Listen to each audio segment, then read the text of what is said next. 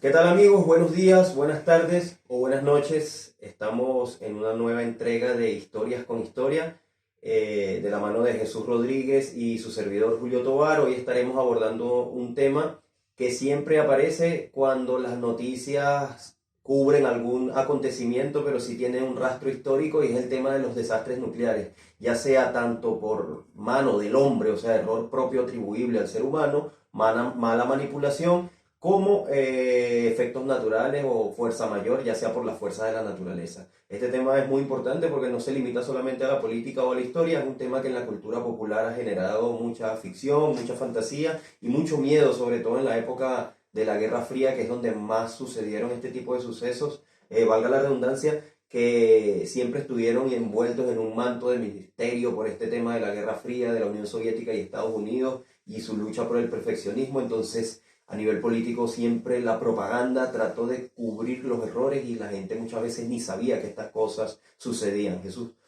No, sí, es que lo que pasa con la energía nuclear es que también la hemos demonizado mucho en todo este tiempo, desde la cultura contemporánea, digámoslo así.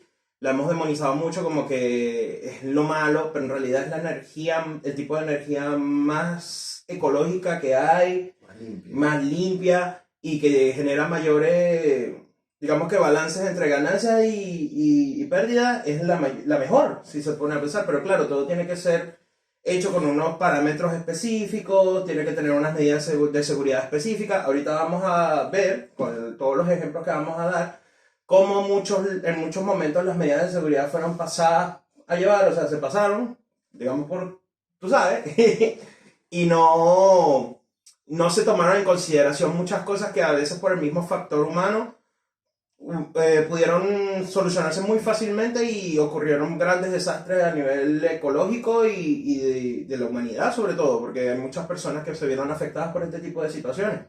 Eh, yo no sé si tú sabes un poquito de esto, pero la energía nuclear desde los años 1900, comienzos de los 1900, siempre se ha estado en boca del mundo, siempre. Y en un principio fue por miedo, porque sí, era mucho miedo de la gente por desconocimiento, pero después ya cuando empezó el auge de la posguerra, de la Segunda Guerra Mundial, ya la gente conocía mucho de la energía atómica, de la energía nuclear, y entonces era de mucho conocimiento público, sobre todo aquí en Occidente. En el Oriente no tanto, pero en el Occidente sí había mucho conocimiento público. ¿Qué pasa? Que todo desemboca y todo todo, como digamos, converge en esta situación fue cuando termina la Segunda Guerra Mundial. Y sabemos por qué, porque ya después que Estados Unidos se enfrenta a Japón, hace algo muy inimaginable para el mundo en ese momento, porque nadie sabía ni nadie se esperaba que eso iba a pasar. Y bueno, tú me vas a comentar un poquito sobre eso, qué fue lo que pasó en ese momento. Sí, lo de Hiroshima y Nagasaki, hablas de que la energía nuclear está satanizada, pero obviamente tiene que estar satanizada porque el mundo la vio a conocer, o sea, cuando hablo del mundo es a nivel popular, obviamente los físicos, científicos, personas del campo conocían los átomos, los núcleos, la fisión nuclear y todo esto, pero se dio a conocer en el mundo después de las dos bombas atómicas en el 45, en agosto del 45, la primera fue en Hiroshima, la segunda en Nagasaki y la gente simplemente al principio estaba lidiando con una gran explosión, con una bomba de magnitudes nunca antes vistas, porque recuerda que eso era un archivo secreto, incluso los efectos, o sea, estas dos bombas las lanzaron tipo estudio, eso era ensayo y error, o sea, fue un bombardeo clínico, pero también fue un bombardeo que estaba dispuesto a estudiar los efectos después de la explosión de las bombas, porque no se sabía a ciencia cierta cómo atacaba la radiación a los seres humanos, o sea, habían experimentos a pequeña escala, digámoslo así, con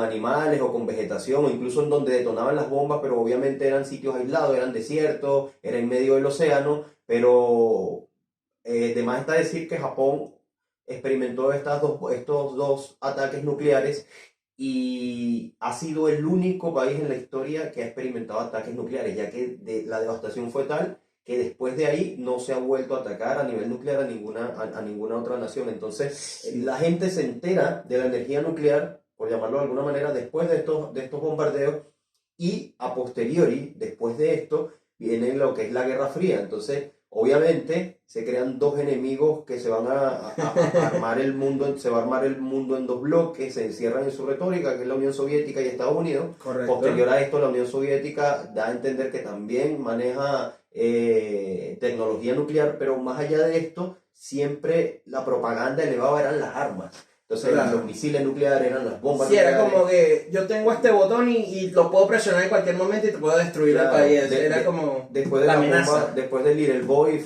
y Fatman, que fueron los que se lanzaron en Hiroshima y Nagasaki, vino entonces la bomba del zar, después de la bomba del zar vino la bomba de hidrógeno, entonces Fueron siempre, mejorándolas. claro, entonces siempre en el pensar popular ha estado esto de que la energía nuclear quiere decir bombardeo, quiere decir ataque, quiere decir guerra, pero o sea, cuando empezó esto dijiste algo muy importante, que es que es una de las energías más limpias y ecológicas que existen, porque no solamente es para lo bélico, también para producir energía, por Para ejemplo, desarrollo. energía eléctrica, para desarrollo, para energía como tal. Ahora, la pregunta que te iba a hacer era, tenemos claro que es una de las energías más limpias que hay, pero también es la más barata de producir o está entre las más baratas, o es costoso producir energía a través de la... Digamos que en un comienzo a lo mejor se puede tomar como cara, si es un tipo de energía cara, pero después al desarrollar el tiempo, ya simplemente la mantención es muy fácil, es muy fácil de verdad de mantener, porque simplemente necesitan estar cerca de un arroyo o río de gran caudal que pueda generar un flujo de refrigeración o de agua que hace que el núcleo se mantenga en unos niveles estables. Y no es nada del Entonces, otro no- mundo, porque para nada. las centrales hidroeléctricas trabajan así. Exacto, Siempre entonces- cerca de caudales de río. En sí lo que es la energía nuclear es que es un núcleo con un isótopo radiactivo, ya sea de algún tipo de material radiactivo, ya sea plutonio, boro o celio o un compuesto de varios, que se empieza a calentar, porque los átomos empiezan a chocar entre sí, se empieza a calentar y con el agua que refrigera el núcleo hace que genere vapor y ese vapor mueve una turbina y es lo que genera la energía. Es sencillo, en pequeñas palabras es muy sencilla la energía nuclear, pero tiene mucha Complejidad. complejidad a nivel científico. físico y químico, por supuesto, porque también hay que tomar mucho en cuenta los niveles. Y aquí ahorita te voy a comentar, la energía nuclear, desde que se empezó a crear o empezó a surgir en el mundo, uno piensa siempre en lo más potente, digamos que los errores o situaciones que hubieron más potentes, ya sea el desastre de Fukushima o el desastre de Chernobyl, pero en sí, uno de los primeros desastres, aunque tú no lo creas, fue en Suiza. En Suiza, en una central nuclear de Suiza, que por falta de mantención y de mantenimiento por el mismo, por supuesto, porque la radiación es algo que genera impacto en todo, en cualquier tipo, y sobre todo digamos que en las cosas hechas de carbono, ya seamos nosotros, que estamos compuestos de carbono, nos afecta más, y por eso es que nos podemos morir por la energía nuclear. Pero estamos hablando de que eso corroe el metal, eso daña la madera, daña también el cemento, o sea, genera mucha corrosión, mucho daño. Entonces, por falta de mantención, de que no se dieron cuenta de que lo que recubría el núcleo se estaba corroyendo, eso se empezó a liberar. Empezó a liberar radiación, y eso estaba dentro de una cueva. No sé si tienes idea de eso, pero digamos que ¿cómo se llama eso? Estación nuclear, estaba dentro de una cueva y que para evitar, digamos que problemas a largo plazo. Pero mentira, porque lo que hicieron fue cerrar la central nuclear, despejar toda esa situación, pusieron como una plancha de metal gigante encima de la cueva y se olvidaron de eso. Hasta hace poco, hace como 2-3 años fue que pudieron descontaminar esa área. De ahí es de donde se toma la inspiración para la serie Ark de Netflix. Porque la serie Ark se supone que es un cabro, un niño que se va por dentro de una cueva y esa radiación nuclear que está por ahí cerca hace que viaje en el tiempo. Ya. Eso más o menos es lo que es la sinopsis de la serie Dark. Pero ¿qué pasa? En la vida real es muy grave la energía nuclear. Claro. Y ha pasado que muchas personas han estado, digamos, explorando y han entrado en dicha cueva o cuevas aledañas que están, por supuesto, también contaminadas. y se han muerto. A los 2, 3 años, tampoco no al golpe, pero sí se han Claro, es que muerto la de... contaminación radioactiva es una de las más peligrosas y las más nocivas para el ser humano. De hecho, después de estos ensayos, porque fueron bombardeos de ensayos en Hiroshima, donde murieron centenares de miles de personas, la gente en las generaciones subsiguientes seguían los niños desarrollando enfermedades que tendrían que ver con la contaminación por radiación, o sea, desarrollaban, los índices de leucemia se dispararon a nivel infantil, los niños empezaron a nacer con deformidades, problemas en el útero de la madre, desprendimiento de órganos, claro, los desprendimientos de órganos, incluso de la piel y los cánceres de piel, fueron efectos directos de la generación que recibió el impacto, ya Claro. sea cercano al núcleo de la explosión o alrededor de la ola de expansión de la misma, pero sí fueron secuelas que se vieron durante las generaciones subsiguientes y por eso es un tema que se guarda bastante valor y respeto en Japón, sobre todo en Hiroshima y en Nagasaki, y por eso también hablamos de la demonización, porque aparte de que se dio a conocer a través de la guerra, la contaminación por cuestiones radioactivas, o sea, la contaminación nuclear o atómica es una de las peores que hay y totalmente nociva para todo tipo de organismo, incluso microorganismos. Entonces, para el hombre o las personas que pisen estos sitios, que ese es el otro tipo de contaminación, o sea, no es que es un día, 2 días, es que queda perennemente ahí. Por exposición. Por ejemplo, Chernóbil todavía y Pripyat siguen abandonados desde el año 1986, entonces se dice que se monitorean zonas que ya pueden como que ir poblándose, pero la mayor parte de donde estuvo... Sí, de la zona roja. De la zona roja sigue así y seguirá así por más décadas, entonces...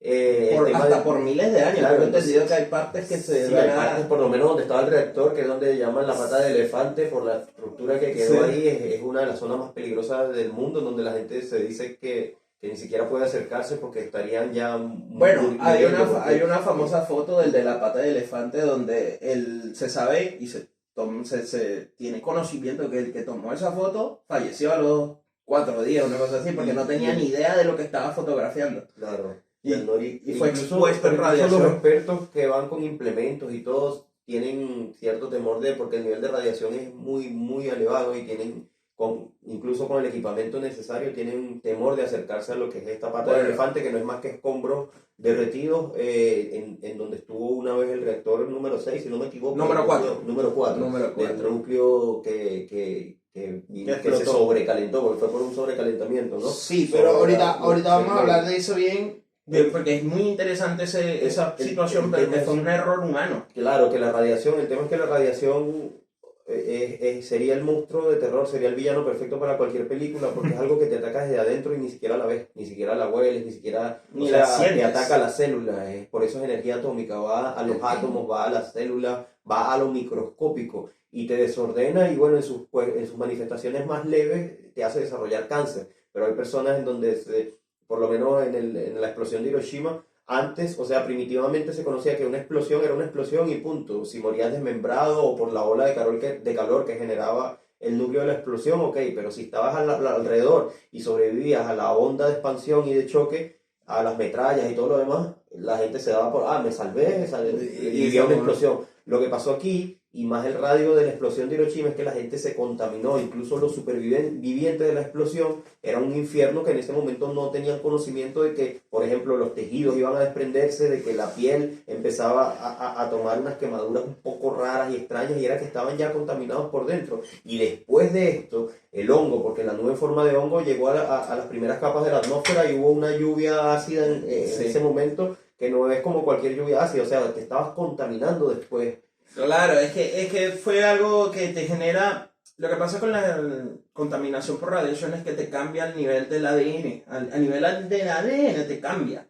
Y te genera, te puede licuar los órganos por dentro, hace que se destruyan entre sí. Te genera quemaduras de 3er grado, 4º grado, te desprende miembros. O sea, es lo peor que una de las peores muertes que puede sufrir una persona. Depende mucho de la ¿cómo se puede decir? Del nivel de exposición y también del nivel de radiación que tenga, porque ahí, dependiendo del elemento, es la radiación mayor o menor.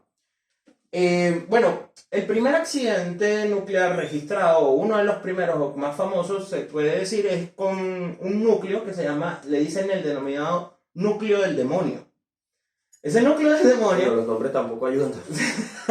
Ese núcleo del demonio está compuesto de plutonio radioactivo, 6 kilos de plutonio radioactivo que están como en una forma de bola, es como una bola. Hay muchas fotos sobre esto, es muy documentado. Y a que no sabe de dónde se originó ese núcleo de plutonio. Era una de las 3 bombas que iban a lanzarle a Japón, pero como por supuesto Japón se rindió en la segunda bomba, no hubo necesidad de armarla. Claro. No hubo la necesidad de armar ese núcleo, pero ese núcleo también iba para una bomba si Japón no se rendía. Entonces, ese núcleo de plutonio, se llevó 2 vidas. Se llevó 2 vidas, ¿por qué? Por falta de estudio, porque la gente no sabía bien, a ciencia cierta, siendo físicos nucleares y personas súper inteligentes, personas muy letradas, no tenían ni idea de las consecuencias que podía generar este tipo de situación. Tú lo acabas de decir, que eran bombas de ensayo, no era algo que se había sucedido antes. Entonces, claro, una semana después de que termina la Segunda Guerra Mundial, de que Japón se rinde, hay un científico del proyecto Manhattan que se llama Harry Daghlian, aquí va a salir una foto del caballero, que saltándose todos los protocolos habidos y por existir de esta situación de poder hacer pruebas con el núcleo, se lo saltó todo porque uno de los primeros era que no podían hacer eso sin estar acompañados, tenían que tener un equipo de protección específico, no podían acercarse directamente hacia él sin tener la protección, muchas cosas, se lo saltó todo, porque él no tenía ni idea de lo que estaba viéndose expuesto, y entonces empezó a hacer una prueba que se llama generar la masa crítica. Generar masa crítica en el núcleo. ¿Qué quiere decir eso? Es como llevarlo a un punto, el núcleo, la energía, llevarlo a un punto de que si pasa ese punto, explota. Y genera la bomba, explota como una bomba. Entonces, ¿cómo se hace eso? Acercándole un tipo de elemento que hace que el núcleo empiece a calentarse, ya generar calor. Entonces, sin ningún tipo de protección, solo empezó a poner como unos ladrillos con ese elemento, que ahorita de verdad no me acuerdo el nombre específico del elemento que genera esa reacción, pero aquí va a salir el nombre. Va pegando así los ladrillos cerca, digamos que de la bola, imagínense que está la bola, va pegando los ladrillos, y el muy tonto que no sabe qué le pasó. Se quedó dentro. No, le empezó a poner así los ladrillos y casi que el último ladrillo se le cayó encima del núcleo. Lo tocó directamente. Al instante genera una onda de calor, se genera una luz azul pero incandescente y un calor así penetrante que era que toda la exposición a la radiación que tenía ese hombre.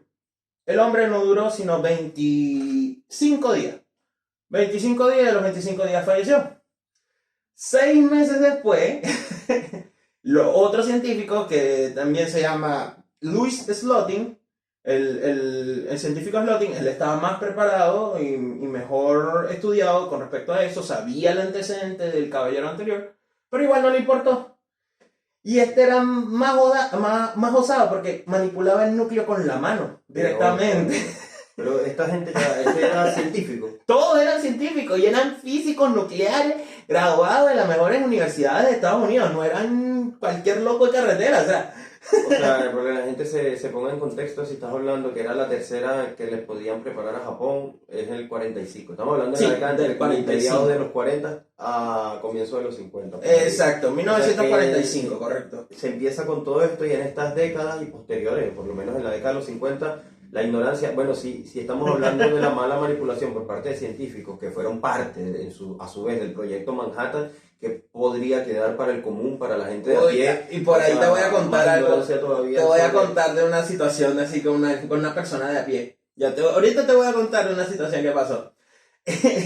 Bueno, para hacerte cuento corto con respecto a esta situación, el científico Slotin, tenemos fotos, hay fotos de cuando incluso estaban haciendo las bombas. ¿Tú se las tomaste?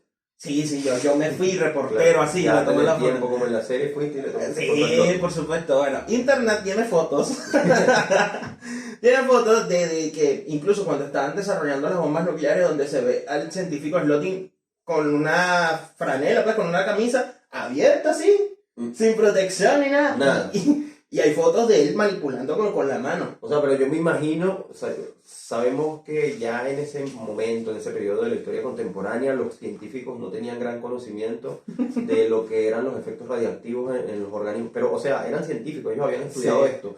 Yo me imagino o supongo que ellos como que creían que después de una explosión era que venían los efectos radioactivos, algo así, que mientras ellos dominaban el núcleo, o sea, si el núcleo no se volvía loco, ni entraba en fisión nuclear, a ellos no les pasaba nada. Yo me imagino que ellos no tenían como que una especie de concepción cuál era un perímetro de contaminación debido a la exposición a estos materiales, ¿no? Igual cabe destacar que un núcleo cuando está apagado o cuando no está activo no es letal ni tampoco es nocivo para la salud. Porque hay una anécdota, y disculpa que te interrumpa, pero no sé si la conoces, tú que has explorado más este tema que yo, no sé si era en los años 70 o 60, en una fábrica de relojes que brillaban en la oscuridad, y todas las empleadas eran mujeres, se me olvidó decir, es un tema de la radio, las chicas del radio le dicen esa situación. Entonces, claro, ellas se contaminaron porque pensaban pero claro, estamos hablando de una fábrica de civiles. Sí. Y era llamativo porque los relojes brillan en la oscuridad, pero era radio. Era contaminación. Ellos obviamente para pasar las páginas se llevaban los dedos a la boca. Se marcaba, y hacían así, se empezaban a mostrar entre ellas. Jugaban con los dientes, entonces claro, eso las fue contaminando y fueron desarrollando tipos de cánceres, se les caían los dientes, se les caía el cabello. Y después de esto es que hay como que un estudio que lleva a determinar que eran los materiales que se estaban manipulando, que lo hacían sin ningún tipo de, ni siquiera guantes que se les proveía a la empresa. Pero es que siempre la tecnología y siempre la humanidad pasa por este tipo de ensayos en los 70. No, es mucho antes. Ensayo y error. Madame Curie, claro, pero ya lo hizo un nombre de la ciencia, al menos dejó algo bueno. Dijo algo bueno, pero igual falleció por contaminación por radio porque no tenían la idea de la con polonio, situación. Exactamente. Específicamente con polonio. Con polonio, imagínate. Pero se llevó los premios Nobel por lo menos. Creo que 2 o 1. Creo que 1, si no me equivoco. Bueno, igual si son 2, aquí va a salir que son 2. Sí, porque ya yo sé que ganó por física, pero creo que también tiene otro. Por química, quizás. Bueno, él entonces, mírate la idiotez, porque es que yo no sé, yo no puedo decir otra frase sino la idiotez del caballero, que está manipulando el núcleo con una mano y con otra con un destornillador. Y este era el científico. Con un eran las personas especialistas. Con un destornillador manipulando el núcleo que hacía el mismo elemento que te comento, que en ese momento, la primera prueba con el otro caballero que falleció, eran unos ladrillos. Pero en este momento lo que hizo fue que tapó el núcleo entre dos esferas. Ya. Entonces, esas dos esferas estaban compuestas del elemento que hacía que el núcleo hiciera fisión. Entonces, era el plutonio. ¿Qué pasa? Que también quería llevarlo a la masa crítica para controlar hasta qué nivel podía llegar a la masa crítica sin que explotara. Ya. Entonces, un poco arriesgado, un poco peligroso. Casi nada. Él quería ver hasta dónde podía inflar el globo. Exacto. Entonces, imagínate que estas son las dos esferas. Y las dos esferas las estás intentando juntar. Y la única parte que hace que no se junten las dos esferas es porque tú pusiste un destornillador en el centro. Claro. Que sostiene las dos esferas de que no se toquen. Claro. A ese nivel. Claro, estaban midiéndolo, todos los que estaban en la habitación, estaban midiendo la situación y mire, lo va a bajar. Y hacía con el destornillador así y lo ponía más plano posible para que se pegaran casi que se tocaran. Otro estúpido, porque tiene otro nombre, otro científico que estaba detrás, se le cae una taza de café. Se le cae al piso y él se distrae. Cuando se distrae, se le sale el destornillador y se tocan las dos esferas. Y se tocan. Y por supuesto, al instante, por un medio segundo, ni siquiera que fue tanto, por un medio segundo, se repele la luz azul otra vez, el calor intenso de golpe, todos se ven irradiados por la radiación, pero a niveles estratosféricos. ¿Cuánto duraron esas personas? Medio segundo. El caballero, el Slotin, sabiendo que eso era lo peor que podía pasar, con su misma mano descubierta, desprende las dos pedazos del núcleo y los separa, evitando la fisión nuclear. ¿Qué pasa? Él fue el que se vio más afectado. Él en el instante sacó unas tizas, se las pasó a todos sus compañeros para que marcaran en el lugar donde ellos estaban en ese momento, sacaron cálculos, hicieron cálculos y vieron qué tan expuestos estuvieron todos a la radiación. Cuento corto, el caballero fue el que estuvo, por supuesto, más expuesto, era el que estaba al lado del núcleo. Duró nada más 9 días. Ya. 9 días, se murió bastante. Él mismo, cuando sacó los cálculos, dijo: bueno, debido a estos cálculos, yo les voy a comentar, yo estoy muerto. Entonces rompió el récord del antiguo caballero. Sí, de 25 pasó a 9. Hay una película que incluso ahorita mientras yo te estoy relatando esta situación, están saliendo fragmentos de la película donde se ve más específico lo que yo le estoy comentando, de cómo pasó y se nota pues lo que pasa. Entonces él mismo sabe que está muerto. Tengo entendido que de los 8 o 9 que estaban con él, 3 más fallecieron en medida del tiempo, como a los 3, 4 años, también por cáncer. Él no falleció por cáncer, sino porque se le contaminó todo el cuerpo y se le empezó a pudrir todo el cuerpo. Y hay fotos, imágenes que debido a YouTube no podemos mostrar porque son extremadamente gráficas. Pero él mismo aprovechó y pidió que no fuera tratado porque sabía que no tenía escapatoria. Entonces más bien pidió que más bien utilizara su cuerpo para el estudio, para que la gente viera. Pero porque él estaba al tanto de que no había ningún tipo de forma de que sobreviviera. ¿Y qué pasó con el cuerpo?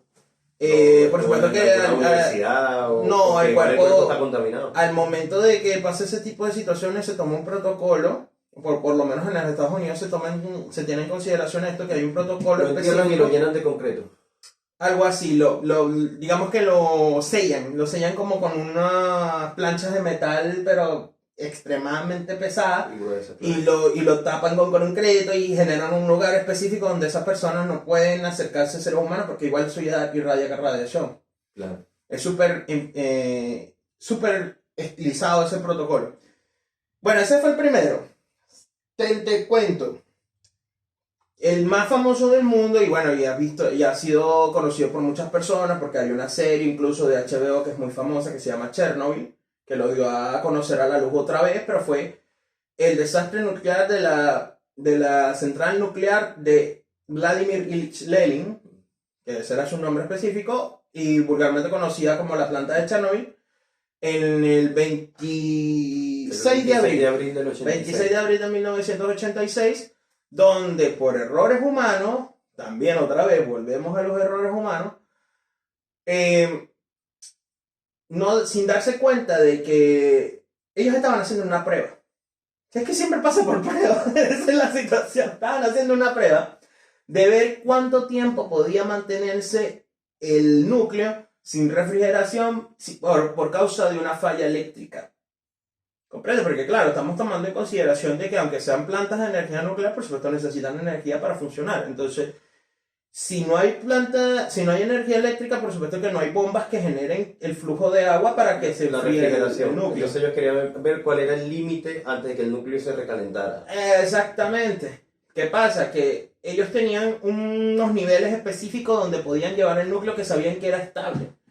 Y se lo pasaron por... Eso fue a la 1 de la madrugada, eso no fue ni siquiera en el día. Según los documentales y la serie también fue por negligencia. Totalmente, porque negligencia. Eso ya estaba reportado. Negligencia del supervisor. Claro, porque estaba reportado, incluso le aconsejaba que ya frenaran, como por decirlo así, el experimento, que ya eran niveles desproporcionados y peligrosos, pero ¿qué pasa? Que al no estar nadie por encima de él, obviamente... Él se tomó la disposición. Dyatlov creo que se llamaba. No, Dyatlov no era un paso, una ruta. No, el paso Dyatlov, pero no, sí, pero... Entonces, después vamos a buscar bien el nombre. Aquí va a salir el nombre del científico. La cuestión es que, más que científico, recordemos, y nosotros sabemos cómo trabaja esto, o sea, porque en Estados Unidos también pasa, pero en los países en donde está el comunismo como modelo político pasa aún más, porque hay personas que llegan a los cargos, claro, si tienen cierto reconocimiento, ya sea político, médico, pero hay personas que llegan a administrar altos cargos burocráticos porque son por favores políticos, o porque son amigos de un político, o porque es un miembro insigne del Partido Comunista. Entonces, esto pasa en todos los países en donde se ha implementado este modelo, también pasan otros modelos que no son el comunismo, pero aquí se ve más frecuente. Entonces, personas que por negligencia o por no conocer bien, o sea, se ajustan más al criterio político que a la ética como tal, o al profesionalismo, o a medida de lo técnico que estén manejando. Y que pasó también en Chernobyl, que muchas personas piensan que esto como que explotó y fue una tragedia de inmediato. No, en Chernobyl lo que es más triste es que pudo evitarse la muerte de muchas personas, y que la decisión de evacuar no fue tomada precisamente por paradigmas políticos, precisamente por no aceptar un error. No, esto no puede estar pasando ni en la Unión Soviética, no puede estar pasándonos a nosotros. Tenemos que evacuar porque, ¿qué dirán políticamente? Las alarmas se van a prender, no podemos, esto está bajo control. Entonces esa es, por algo lo llamaban, la Unión Soviética por algo se llamaba la cortina de hierro. Correcto, no, mira, es que fueron muchos errores que se tomaron en consideración. Que no se dieron cuenta al momento, y de verdad que fue un desastre, pero de proporciones catastróficas, totalmente. No, y cuando deciden evacuar a las personas es Fueron porque ya 3 no días tenían, después. porque ya no tenían opción, porque resulta que ya los países, bueno, en Alemania Occidental ya se sabía que el aire estaba contaminado. Había y, llegado claro, y entonces, empezaron a tomar en consideración de dónde viene este aire Claro. contaminado con radiación. Ah, viene de Rusia. claro, Bueno, de la Unión de Soviética, Ucrania, perdón, claro. de Ucrania sobre todo. Entonces, claro, ¿por qué? Y ahí fue que empezaron a investigar y ellos tuvieron que dar a Entonces, conocer al mundo obviamente, la a situación. la prensa y al mundo, antes de que mis enemigos vengan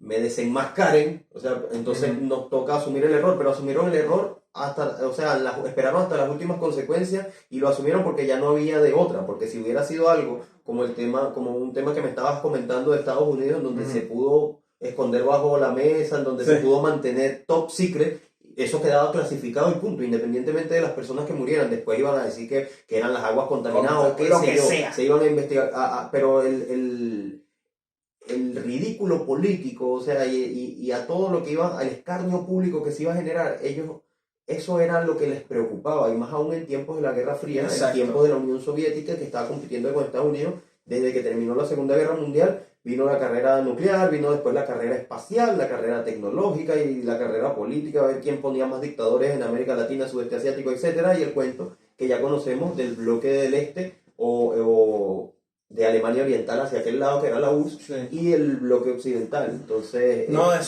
súper interesante porque, mira, tenían medidores de REMS, que es el medidor de radiación, tenían medidores REMS, que eran medidores... esa es la maquinita, la gente que ha visto películas. Ajá. Medidores de REMS que es muy chistoso porque hay unos que tienen que son como más industriales, que son los que usan las plantas. Como que suena como que... Algo así suena Y así. hay como, claro, pero da algo de miedo porque hay como interferencia siempre y hay como un sonido que es como que...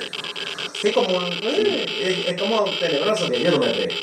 Bueno, hay tours, en este momento Sí, hay tours sí, allá pero tú sabes que hay gente loca. en Ucrania donde la gente va, bueno, ahorita en este momento no me imagino que no por la guerra, pero cuando No, y no te está, creas, hay turismo de riesgo que a la gente no le interesa hacer. en guerra y Si todo. te digo que en Chernobyl, yo sé, o sea, porque hay youtuber y para nadie es un secreto, hay exploraciones urbanas, pero hay tours que obviamente están permitidos por agencias de turismo, este turismo de riesgo que llaman así, y ellos te hacen un croquis por donde puedes desplazarte y incluso hay guías. Pero hay personas que Que se no, saltan no. el protocolo Y van para... exactamente, y se van a los sitios contaminados y van y toman fotos solamente o por los likes o por mira, estuve aquí en Chernóbil, mira, no me pasó nada. Ah, absurdo. Y hay personas en tiempos modernos, después lo documentamos mejor para dejarlo de manifiesto, pero hay personas en tiempos modernos que han desarrollado leucemia por estas acciones tan temerarias. Han estado incluso en el sótano del hospital donde están los trajes de los primeros bomberos que llegaron a la Sí. escena, donde por supuesto ellos no tenían ni idea de lo que estaba pasando, solo veían un fuego así interminable con luces así como de colores, que no tenían ni idea de qué era lo que estaba pasando y ellos estaban expuestos total a la Claro, radiación. los bomberos fueron los primeros. Entonces, bueno, te Sí. comento con los REM, que era que ellos tenían unos lectores, pero el lector grande, que era el que podía medir lo suficiente, estaba bajo llave, cerrado, y el que tenía la llave estaba durmiendo en su casa, porque estamos diciendo que esa fue una situación que pasó como a la 1 de la mañana. Claro, y que tenía la llave, no sé, el secretario del partido. Una cosa así, que nada que ver. Que nada que ver con... Y los otros REM llegaban al máximo, pero ellos decían, no, solamente está, mira, marca 3 puntos tanto, un ejemplo así. No fue tan catastrófico. Al principio creían pero que era un claro, era error, el ¿no? máximo. Al principio creían que era un No, error. porque que hubo un temblor, un terremoto Claro. porque explotó tan fuerte que hasta el techo salió volando del reactor. Quedó el reactor expuesto, o sea, el núcleo quedó Salió expuesto. expuesto Eso a fue- la atmósfera. Claro, entonces, claro, para que entienda más o menos, es la contaminación a que está expuesto es Loti, que estaba dentro, en un Totalmente, núcleo totalmente pero controlado, en el- pero acá es un núcleo que quedó expuesto, pues es un reactor nuclear, es lo que ustedes ven cuando ven Los Simpsons, en donde enfocan afuera donde trabaja Homero, Sí. que es como una especie de, digamos que, una estructura que es ancha, que tiene una boca ancha, y Se parece, es pero- más o menos así, como una torre. No, sí, hay torres de esas, pero no, si supieras que no. Esas torres son para dispersar todo el vapor, pero en realidad no. Donde está el núcleo es una pared normal, una casa, como un edificio normal. Adentro es donde está la situación. ¿Qué pasa? Que hasta como a las 5 Como o un 6 de la edificio mañana... donde están estas refinerías de Algo petróleo, así. es como, claro. Sí, no, ni pareciera. Claro, porque como ellos ahí controlan, supongo que ahí hay oficinas y ese tipo de... Tenían unas salas de operaciones donde manejan todo, que es unas salas específicas. Entonces, muy chistoso porque, claro, como hasta las 6 de la mañana fue que llegó el de encargado con la llave. Desde la 1 que fue aproximadamente, no te sabes la hora exacta en que empezó todo esto. A la... Uy, es que no, sí fue a la 1 de la mañana. Fue a la 1:15. Pero a la 1 explotó, a la 1 explotó. O sea, si explotó a la 1, me imagino, yo sé que, porque yo vi la serie y en la serie sale. Sí, las horas, salen las horas, pero en este momento no recuerdo, vamos a suponer que fue como a las 11 de la noche, porque si a la 1 explota, son los momentos de tensión antes y todo lo demás, la cuestión me imagino que empezó a salirse de control como a eso de las 11, 11 y media, por ahí. Pero bueno, lo chistoso de esta situación es que la gente no tenía ni idea de lo que estaba pasando. Ni siquiera se atrevieron a despertar al tipo. No pasó nada, porque como tú vas a despertar. Política, claro, por supuesto. Eso me recuerda un poco a Normandía. No, sí. Que no despertaron a Hitler para avisarle para evitar porque... Pero es que siempre ha pasado. A Stalin cuando se murió, nadie se atrevía a abrir la puerta donde él estaba porque... era imposible que alguien lo despertara de su siesta. Pasaron lo que pasaron, nadie lo podía despertar de su siesta. Y pasaron 4, 5, 6 horas y nadie tenía el temor de abrir la puerta a decirle. No, imagínate los gulags. Y el tipo muerto así en la mitad de la sala y nadie sabía. Porque el terror y el pavor que tenían de despertarlo, imagínate. Claro. Entonces, bueno, aquí nos fuimos por las ramas, pero bueno. Pasa esta situación, explota el reactor, empiezan a intentar apagarlo, no lo pueden apagar porque era súper difícil, empezaron a hacer como una especie de cerco. A pesar de todo hicieron un cerco de como todo el área contaminada, pero que sin evacuar a las personas de la ciudad de Pripyat, que la ciudad de Pripyat era la ciudad donde estaban los trabajadores de la misma central. Para que tengan una idea, es como el auge de las minerías. Cuando, un ejemplo, hay una zona totalmente desierta, pero descubrían, esto pasó esa ciudad después, que había una mina de oro o una mina de cobre, entonces a raíz de la mina crecían los pueblos alrededor, porque la actividad minera generaba todo eso y los mineros se mudaban con sus familias y creaban asentamientos. Entonces algo así era Pripyat, que era donde estaba esta planta nuclear Vladimir Lenin, que Chernóbil, el complejo de Chernóbil, en donde las personas obviamente trabajaban en función, o sea, vivían en función a la planta nuclear que había ahí. Claro, era toda una ciudad para eso. Es más, se hizo después de la planta nuclear, y la planta nuclear se llama Chernóbil porque, claro, no existía antes Pripyat. Capaz que se llamaba planta nuclear Pripyat, pero no existía esa ciudad. Las personas se fueron para un puente, muchas personas que se le denomina el puente de la muerte, donde todas las personas se contaminaron. Sí, porque justo venía el aire hacia ellos, y ellos viendo las lucecitas de la planta nuclear. Que era un espectáculo bonito. Todas las personas que estuvieron en ese puente fallecieron. No hay ninguna persona que haya quedado viva de ese momento, y hasta niños, bebés, y todos fallecieron con esa situación.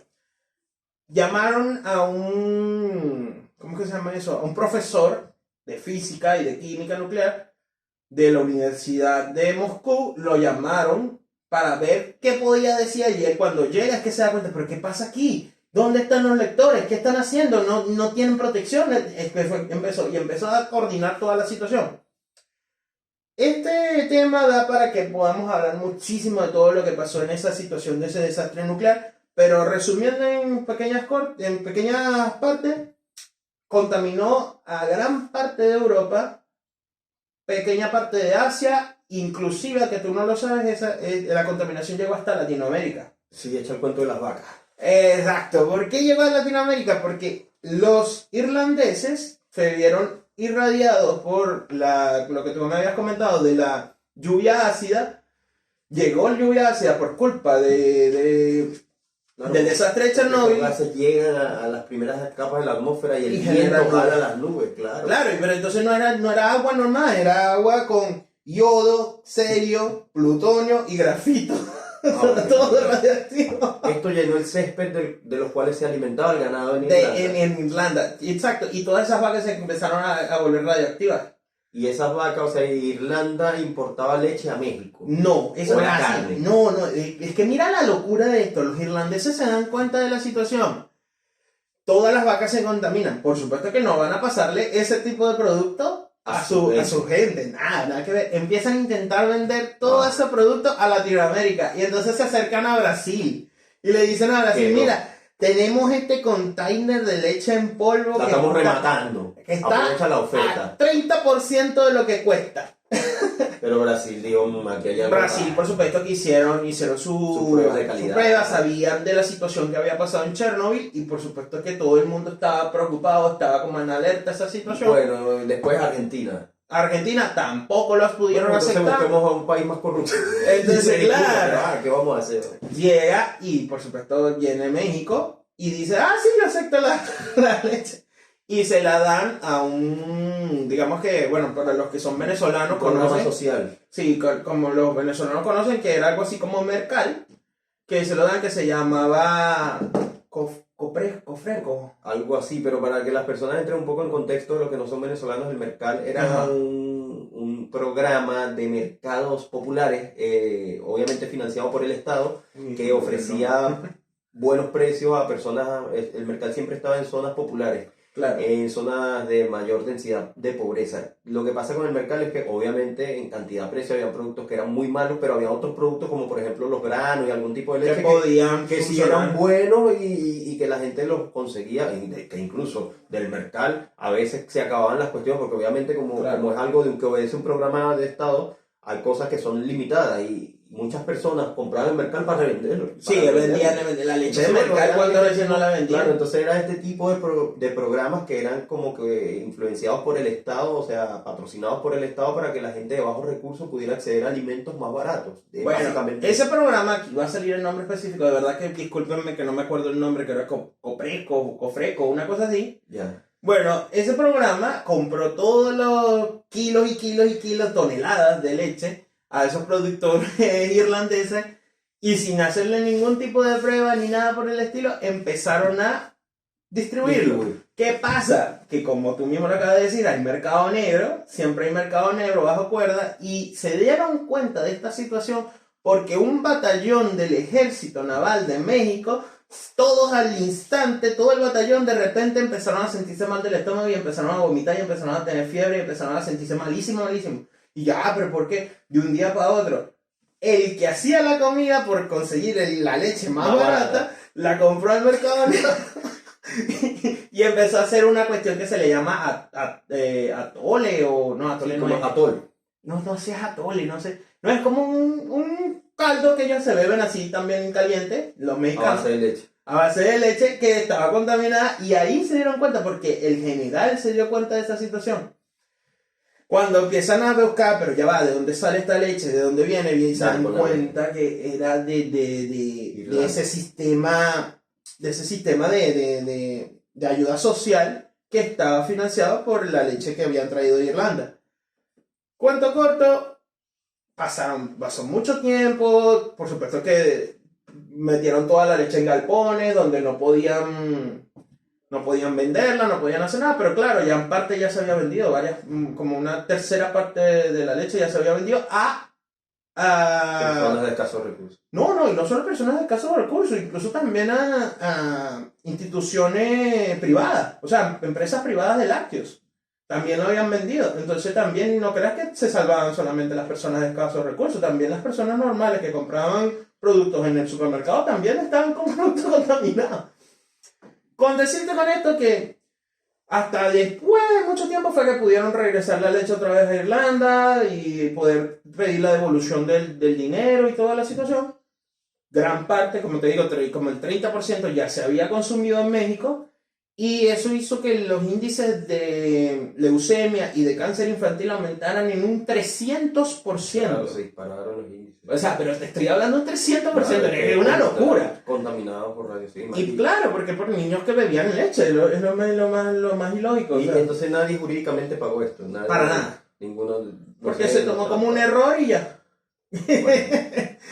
Y por desgracia, bueno, muchos niños fallecieron en México. Es que eso es lo que pasa, que a veces los países no se dan cuenta del dolor y la tragedia que pueden generar en otros países menos desarrollados. Claro, es que por eso te digo, si nadie lo pagó en México, entonces en Europa menos, porque los irlandeses entonces lo hicieron de mala fe, obviamente, porque si lo hubieran distribuido también a su gente, es retribuible o reprochable un error, pero Si lo están haciendo y lo están vendiendo a menos de la mitad del precio Sí. y no habiéndolo distribuido en suelo propio, es porque obviamente están actuando de mala fe. No, sí, es que mira, y es que México tiene un historial muy grave con accidentes nucleares. Incluso hay un accidente nuclear que es incluso en proporción, se puede tomar que hay personas que han sido afectadas, muchísimas más personas afectadas que incluso el desastre de Chernobyl, que es el desastre del cobalto 60. Tú me vas a decir, ¿qué es eso el desastre del cobalto 60? Es que aquí es donde yo te decía, que te acuerdas que te dije que no solamente las personas estudiadas generan este tipo de situaciones, también hay personas que no. En Juárez hay un centro clínico de medicina oncológica que es muy conocido en la ciudad de Juárez. Entonces, ¿qué pasa? Ellos trajeron si no me equivoco, de Rusia, una máquina que era para tratar el cáncer a través de radioterapia. Claro. Hasta ahí estamos claros, ¿cierto? ¿Qué pasa? Que la máquina la trajeron por el mercado negro. Válgame Dios. La máquina valía, ponte que vale como unos $100,000. La compraron en $16,000. ¿Ya? A través del mercado negro. ¿Por qué? Porque esa máquina estaba obsoleta, ya no la estaban utilizando en esos lados y de verdad que no funcionaba como tenía muchos errores de diseño. Entonces la trajeron. Cuando la traen, la meten en un sótano con cachivaches, con cosas y todo eso, porque nadie sabía utilizar la máquina. ¿Ya? Nadie. Y así pasó N cantidad de tiempo en ese sótano resguardada la máquina. $16,000 para encerrar algo. Para nada. Totalmente, porque nadie la podía utilizar, nadie sabía cómo utilizarla. En el 1984, o sea, 2 años antes del desastre de Chernobyl, le dicen del intendente de limpieza, le dice que arregle esa habitación porque necesitan ocuparla para X o Y situación, X y Y cosa, y él empieza a recoger las cosas. Ve esa máquina grandísima de metal y se da cuenta de que tiene posibilidades de generar ingresos, de generar recursos. Ya la empieza a desmantelar con un amigo, con un martillo, empieza a desmantelar la máquina, la destruye toda y saca el núcleo de la máquina que tenía cobalto 60 radioactivo. Le da mandarriazos al núcleo porque pesaba, por supuesto, y decía, no, aquí voy a ganar cualquier plata con esto. Lo destruyó y lo montó en su camioneta, en una camioneta de esas así, pick-up. Ya. Él viaja con la camioneta, por supuesto que el núcleo está abierto, expuesto y genera como unas pepitas de cobalto, que son las que son radioactivas en realidad, que se van desperdigando por toda la autopista hasta llegar al deshuesadero de la trata de metales y toda esa cuestión. Vende, se gana su platica, él, por supuesto, él lo está haciendo con toda la disposición y todo el apoyo del hospital. Él no lo está haciendo a lo loco, Claro. él lo estaba haciendo porque le dijeron que lo hiciera. Claro, y él no era especialista en la... Pero no tenía ni idea. O sea, él tomó el núcleo y ¿qué es lo que vende? Él creía que... ¿Qué creía él que era eso? No, pero es que lo chistoso de todo es que él ve el núcleo, cuando lo abre, ve que eso empieza a brillar y no le importó. No le tomó en consideración. Dijo, no, esto es un metal especial. Y ya, y lo monta. Lo vende el metal, vende los fierros, pues vende todos los fierros, los metales a la deshuesadero de fierro y todas esas cuestiones. Lo vende y ya se va. O sea, ¿qué pasa? Que en la camioneta, por supuesto, quedaron pepitas de esas de cobalto y todavía digamos que toda la camioneta se convierte en radioactiva. Cuando va de regreso a su casa, la máquina se le descompone por la misma radiación, se le daña. La camioneta se le daña y se le para. Y él, no, debe ser la batería. Y se va y deja la camioneta botada. La dejó 2 días ahí botada. La dejó ahí 2 días botada. Se va, por supuesto que él se ve enfermo, le dan vómitos, se siente mal, tuvo una fase de enfermedad, por supuesto, por toda la exposición que tuvo de radiación él. Pero no se muere. No se murió. No le pasó nada al señor. 2 días después va a buscar la camioneta, la lleva hasta su casa. Cuando la lleva a su casa, le roban la batería de la camioneta. Bueno. Y la camioneta se queda ahí porque, claro, no tenía la plata para poder ponerle otra vez una Pero batería. esos ladrones iban a ver el karma rápido. Bueno, sí. Y así se empezó a propagar como si fuera un virus. La gente se sentaba en la camioneta. La gente se sentaba en la camioneta, bebía cerveza, los niños jugaban y todo ahí porque la camioneta estaba parada ahí. Duró como 3 semanas, 1 mes ahí parada. Dejó de estar ahí cuando ya se habían dado cuenta de toda la situación. El deshuesadero, por supuesto, con Contamina. esas máquinas gigantes que tienen como unos imanes que agarran todo el metal imantado, lo agarran por un lado y lo hacen como unos cubos y después eso lo venden a las cuestiones que generan varillas de metal y toda esa situación. Eso lo venden, se reutiliza. ¿Qué pasa? Que este tipo de contaminación por cobalto tiene una particularidad que es que todo lo que lo toque se contamina.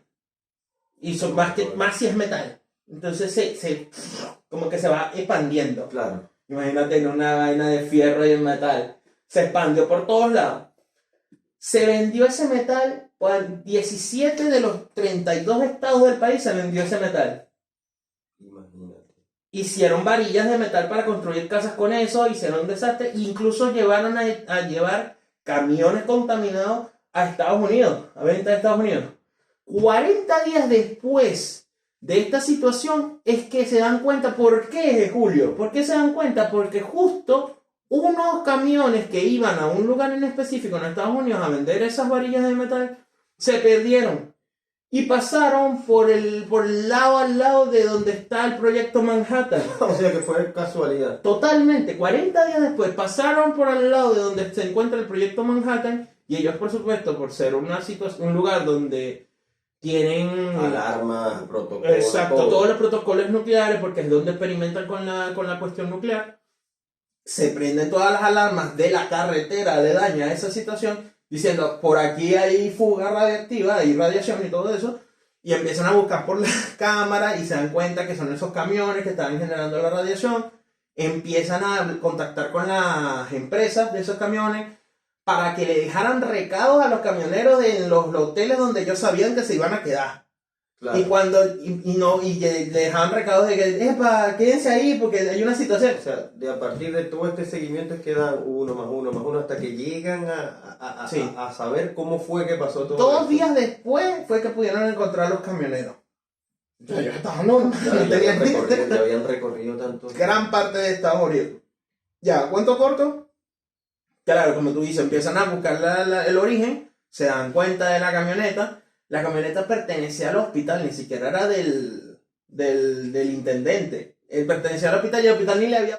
Bueno, no le importaba, entonces no le importó. Se la llevan para estudios, la tienen en un parque, la pusieron así como con resguardo de que era radiactiva, pero entonces ponen a 2 guardias al lado de la camioneta a resguardarla, contaminándose también los guardias. No, un desastre total.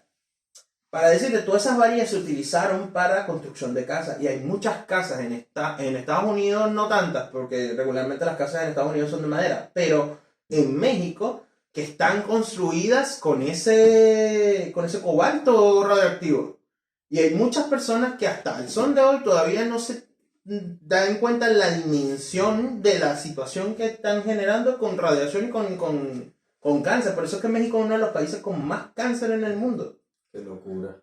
Y, Bueno, y es asombroso, ¿verdad? Pero la falta de control, falta de todo. Por eso es que siempre decimos, ¿no?, que sí, es una energía más limpia. Al principio es una gran inversión, pero después no se hace tan costosa generarla, pero necesita un control, un protocolo, disciplina. Y lamentablemente en estos países donde hay tanta corrupción, donde hay tanto descontrol, donde falta fiscalización de muchas cosas, es como darle una hojilla a un simio, A un mono, exacto. que no vamos a poder controlar después. O sea, es algo demasiado peligroso. Tiene que hacerse con orden, porque si no va a seguir.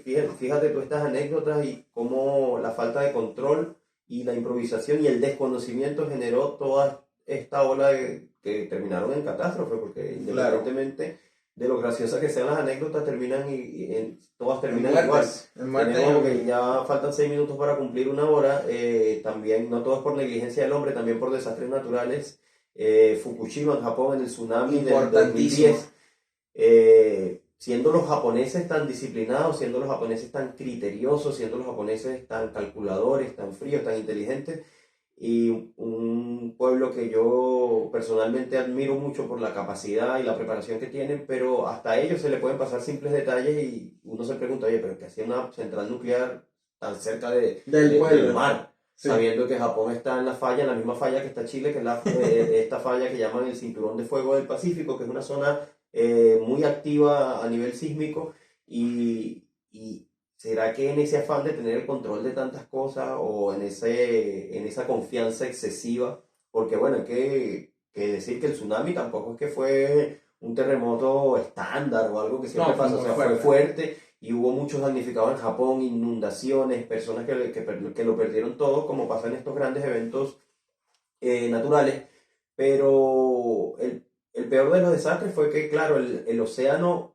inundó esta central, incluso Totalmente. destruyendo parte de su estructura, y también hubo un tipo de contaminación, pero claro, ellos la pudieron controlar, no de inmediato, pero sí entró en una contingencia, muy rápido. no pasó esto de México, que si te pones a ver es una casualidad que uno de los camioneros haya pasado por las instalaciones del proyecto Manhattan. O sea, si no pasa por ahí, eso sigue y nadie se entera. Sí, es Entonces, absurdo, sí. claro, en Japón obviamente ven la emergencia, ven que el agua toma... Por cierto, no la he visto, pero creo que hay una miniserie, creo que está en Netflix. Sí, se llama Los Días. Los días. Entonces, me la han recomendado mucho, la voy a ver para conocer más sobre este detalle, pero en palabras cortas, en Japón se inundó la central, parte de su infraestructura quedó expuesta y obviamente hubo más que todo trabajadores que quedaron contaminados. Incluso hay una foto Correcto. que hay en internet que es muy terrorífica de uno de los trabajadores que tiene toda la piel sí. desprendida, que está como Sí. al rojo vivo. Sí, es fuerte, muy fuerte.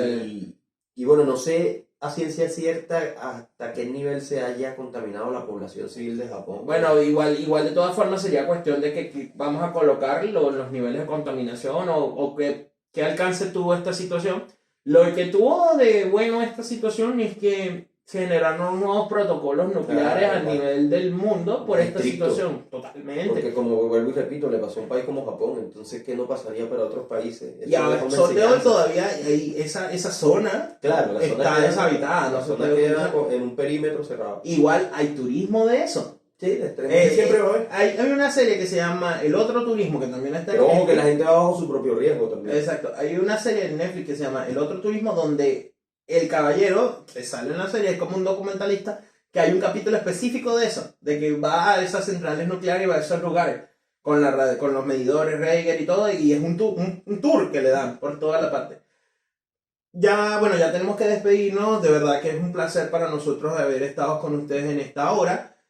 Antes de irnos, es muy importante hablar de nuestros patrocinadores y nuestros patrocinantes, porque se nos pasó, seguimos de largo y Sí. se nos olvidó, pero bueno, en este momento vamos a hablar de ellos. patrocinadores porque yo presenté. Es muy importante hablar de ellos, que es que por lo menos nuestro primer patrocinador, yo les comenté en el podcast anterior, es que ya nosotros íbamos a estar con estas gorras, mírenlas, nuestras gorras nuevas, Y lo que nos proveyó que la bonita. gracias a Borda Kings. Borda Kings es un servicio de bordado de yokis, de gorra o de gorros, como le quieran llamar, totalmente especializado. ¿Qué quiero decirles con esto? Que tú puedes colocar lo que tú quieras en las gorras y hacer los logos que tú quieras, ya sea, como le comentaba al Julio, digamos que hacerle un homenaje a una persona que falleció o hacer un regalo especial o simplemente publicitar tu emprendimiento. Bueno, nosotros tenemos nuestras gorritas con nuestro canal.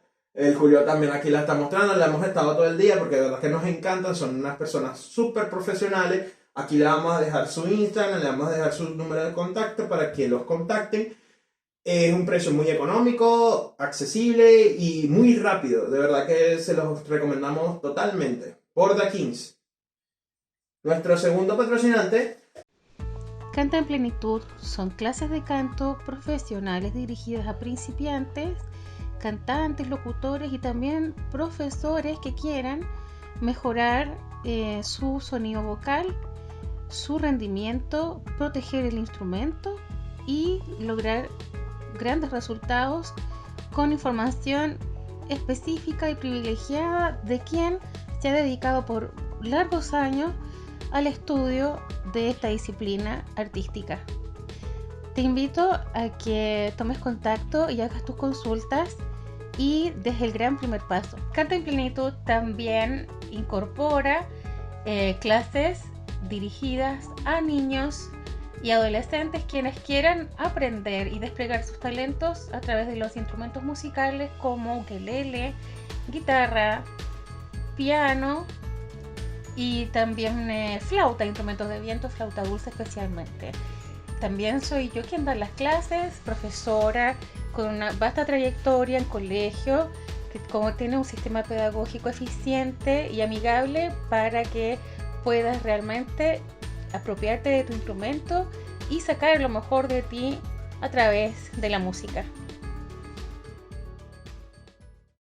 Bueno, sin más nada, muchísimas gracias, cuídense de la radiación, ténganlo en cuenta, puede ser no solamente por accidentes naturales, sino que la mayor parte siempre es por negligencia, por descuido, por descontrol, y el factor, por más peligrosos que sean todas estas reacciones químicas, por más peligrosos que sean los elementos radioactivos, el factor más peligroso siempre va a ser el hombre. Siempre va a ser su manipulación, porque él es el que los lleva a esa etapa, él es el que los enriquece, él es el que los manipula, y puede ser tanto para el bien como para el mal. Aparte que siempre está el factor del error, porque el humano no es perfecto, entonces es algo que la radiación siempre va a generar esta especie de, oye, peligro, como una alarma y más que en la cultura popular a través de las series, las películas y nuestra propia historia contemporánea se van a aprender siempre las alarmas de warning cuando se hable de radiación.